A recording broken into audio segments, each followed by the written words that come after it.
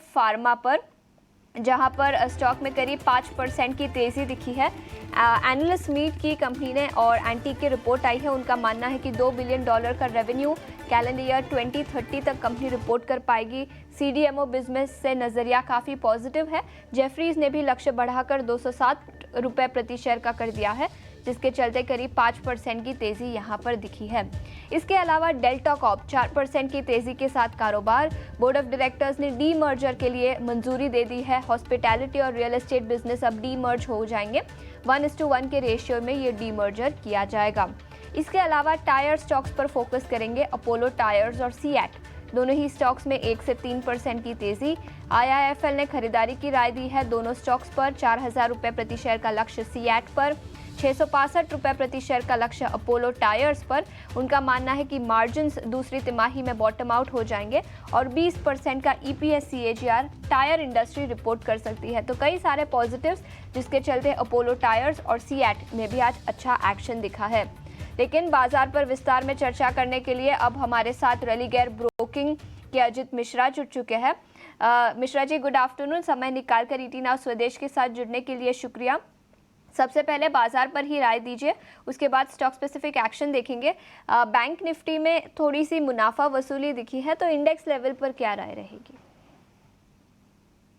शिशा, देखिए मार्केट में हायर लेवल्स पे थोड़ा सा कंसोलिडेशन होना, बिकॉज आपने अभी नए माइलस्टोन टेस्ट किए हैं निफ्टी ने, सेंसेक्स ने, तो थोड़ा कंसोलिडेशन होना लाजमी है। और वही कंसोलिडेशन बेसिकली हम देख रहे हैं हायर एंड्स पे, जहाँ पे कि मिक्स ट्रेंड है इंडेक्स मेजर्स में। तो बैंकिंग यहाँ पे अभी भी स्ट्रेंथ बनी हुई है।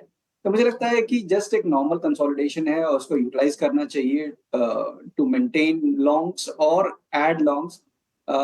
अगर इंडेक्स की प्योरली बात करें, जैसे निफ्टी को अगर आप बाय करना चाहते हैं, तो 25,800 का जो जोन है वो काफी अच्छा जोन है टू एंटर फ्रेश। जिनकी एग्जिस्टिंग पोजीशन है उनके लिए वो स्टॉप लॉस है। अब जब नेक्स्ट आप 26,000 को ब्रेक करेंगे, देन फिर एक नई ट्रेजेक्टरी के लिए आप ओपन होंगे करीब 26,500 तक के लिए, जिसमें वी आर एंटिसिपेटिंग कि बैंकिंग, फाइनेंशियल्स लार्जली लीड करने चाहिए, फॉलोड बाय द अदर्स। तो रेट सेंसिटिव बेसिकली फोकस में रहेंगे आने वाले टाइम में भी। और साथ ही साथ हम इम्प्रूवमेंट देख रहे हैं दूसरे सेक्टर्स में भी, जैसे कि मेटल्स ऑफ लेट, जहां पे ट्रैक्शन देखने को मिल रहा है। तो सेक्टर स्पेसिफिक, थीम स्पेसिफिक रखिए जब तक कि इंडेक्स में एक ब्रेकआउट नहीं आता है। सेक्टर स्पेसिफिक, थीम स्पेसिफिक रहने की सलाह अजित की तरफ से। लेकिन अजित, स्टॉक स्पेसिफिक आइडियाज कौन से रहेंगे, स्पेशली मिड कैप सेगमेंट से? जी बिल्कुल। तो देखिए यहाँ पे जैसे रियलिटी काउंटर्स, यहाँ पे भी एक स्ट्रॉन्ग ट्रैक्शन देखने को मिला हाल फिलहाल में। अभी थोड़ा सा पॉज देखने को मिल रहा है। मेरे हिसाब से ये पॉज एक बाइंग अपॉर्चुनिटी है with in the reality basket. Oberoi reality जो कि अपने रिकॉर्ड हाइस के पास ऑलमोस्ट पहुंच चुका है। मुझे लगता है कि यहाँ से ये कंटिन्यू करेगा अपना जो ट्रेंड है और करीब करीब 1975 तक के लेवल्स आपको देखने को मिल सकते हैं। तो यहाँ पे आप लॉन्ग बनाइए 1878 के स्टॉप लॉस के साथ। दूसरा नाम होगा from the banking space, federal bank का।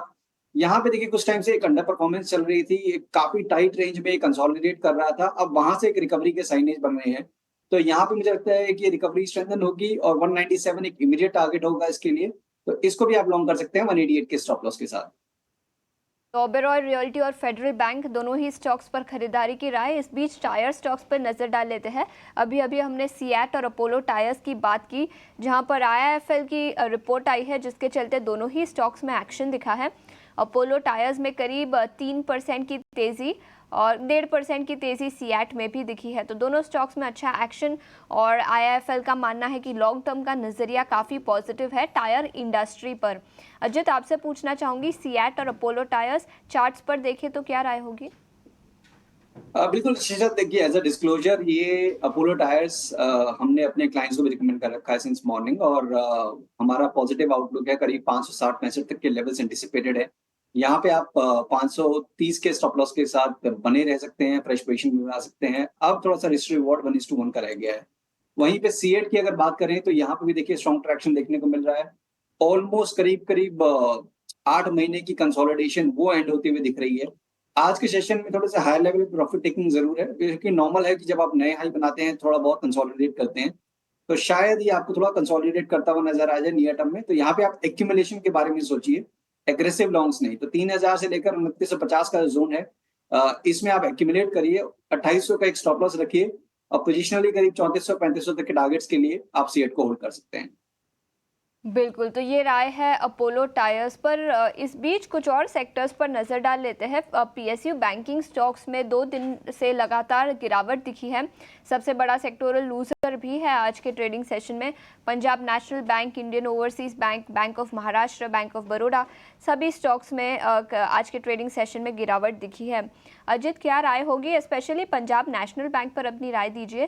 3% की गिरावट और बैंक ऑफ महाराष्ट्र सोमवार के ट्रेडिंग सेशन में शानदार 7 से 8% की तेजी दिखी थी, लेकिन कल और आज दोनों ही दिनों में करीब 2-2% की गिरावट है। पीएसयू बैंकिंग स्टॉक्स पर आपकी राय? बिल्कुल, तो देखिए आशीषा, कुछ बिल्कुल ये व्यू शेयर किया था हमने कि एक दिन का बाउंस को आप रिवर्सल ना समझे। PSU as a pack struggle कर रहा है, काफी टाइम हो गया है, ऑलमोस्ट करीब 2 ढाई महीने से हम देख रहे हैं कि एक ग्रेजुअल डिक्लाइन अक्रॉस सेक्टर देखने को मिल रहा है, जिसमें पीएसयू बैंक्स में भी प्रेशर देखने को मिला है। और पीएनबी स्पेसिफिकली बात करें तो ये अभी काउंटर अपने मेजर एवरेजेस के पास, लॉन्ग टर्म एवरेजेस के पास काफी टाइटली कंसोलिडेट कर रहा था, जिसका एक ब्रेकडाउन देखने को मिला है। तो मेरे हिसाब से तो ये नेगेटिव टोन कंटिन्यू रहेगा और 102 जो कि इसका इमीडिएट प्रीवियस स्विंग लो था, वो एक मार्जिनल रिस्पाइट जरूर हो सकता है। वो ब्रेक होने के बाद ये प्रेशर है और एक्सटेंड हो सकता है करीब 95-93 तक के लेवल्स के लिए। तो अगर आपके पास कोई भी एग्जिस्टिंग पोजीशन है, 102 का स्टॉप लॉस मेंटेन करिए और यूटिलाइज करिए। कोई भी रिकवरी 110-115 के बीच में आती है आपको एग्जिट करने के लिए। बिल्कुल, 110-115 तक के लेवल्स आते हैं तो बेच देने की सलाह पंजाब नेशनल बैंक पर रहेगी। लेकिन इस बीच जिनय अब हमारे साथ जुड़ चुके हैं, जो हमें बताएंगे खबरों के दम पर कौन से स्टॉक मिड कैप सेगमेंट में फोकस में है, और इसी के साथ मिड कैप गेनर्स और लूजर्स की लिस्ट लेकर भी जिनय हमारे साथ जुड़ चुके हैं। जिनय, बताएं। जी, तो खबरों के दम पे देखें तो पहला जो स्टॉक फोकस में रहेगा वो होगा ज़ोमैटो। इसका कारण ये कि सोर्सेज की माने तो सेबी ने जो स्विगी का कॉन्फिडेंशियल आईपीओ था उसको मंजूरी दे दी है और माना जा रहा है कि ये जो स्विगी का आईपीओ है वो करीब करीब 11,000 करोड़ से भी ज़्यादा का देखने मिल सकता है। इसी के साथ दूसरा स्टॉक जो फोकस में रहेगा वो होगा केईसी इंटरनेशनल। रिपोर्ट्स की माने तो कंपनी के बोर्ड ने अप्रूवल दे दिया है उनके 4,500 करोड़ के क्यूआईपी को, और ये इशू का जो फ्लोर प्राइस होगा वो होगा 976 रुपीज़ पर शेयर के लिए। इसी के साथ अभी अगर हम दूसरे मिड कैप गेनर्स की तरफ नज़र डालें तो वहाँ में स्टॉक्स नज़र आएंगे जैसे कि Zee Entertainment, Tata Communications, Apollo Tyres, APL Apollo और गोदरेज प्रॉपर्टीज़। वहीं अगर हम मिड कैप लूजर्स की तरफ देखेंगे तो वहाँ में स्टॉक्स नज़र आएंगे जैसे कि PB Fintech, Oracle Financial Services, Max Health, Indus Towers और एलआईसी हाउसिंग फाइनेंस जैसे शेयर्स। तो कई सारे स्टॉक्स जो आज फोकस में है, जहां पर एक्शन भी दिखा है। इस बीच कुछ स्टॉक्स पर नज़र डालेंगे। ओरेकल फाइनेंशियल सर्विसेज, यहां पर आज के ट्रेडिंग सेशन में गिरावट दिखी है। याद रखें, आईटी सेक्टर में इन एनी केस पिछले कुछ दिनों से दिखी है गिरावट। ओरेकल फाइनेंशियल सर्विसेज 4% की गिरावट के साथ स्टॉक कारोबार कर रहा है। इसी पर राय ले लेंगे। अजित, क्या राय रहेगी इस आईटी सेक्टर के स्टॉक पर? देखिए शीर्षा, आईटी एज अ पैक थोड़ा सा जब से हमने यूएस में रेट कट्स हुए हैं तब से थोड़ा सा प्रेशर में है।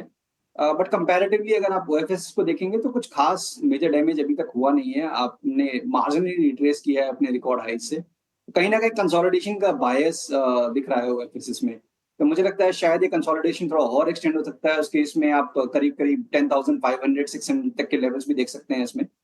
तो अगर बिल्कुल शॉर्ट टर्म का व्यू है तो मेरे हिसाब से यहाँ पे आपको एक बार को पोजीशन को रिड्यूस कर लेना चाहिए, बिकॉज लार्जली या तो ये कंसोलिडेट करेगा या फिर डिक्लाइन आएगा। तो कोई एक मेजर अप मूव की इंडिकेशंस बहुत कम है।